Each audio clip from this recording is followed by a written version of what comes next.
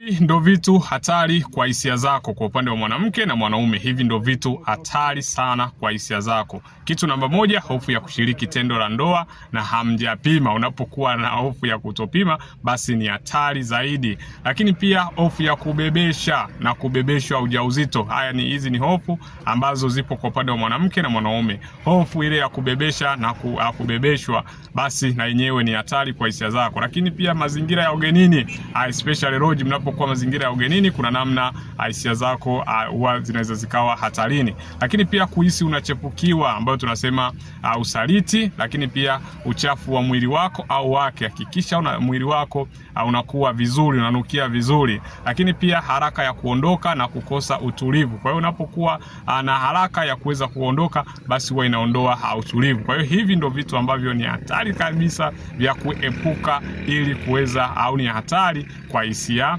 zako. Kwa hiyo ukiondoa hivi vitu, basi utaweza kuwa na mazingira mazuri ya kuweza kuperform tendo la ndoa vizuri.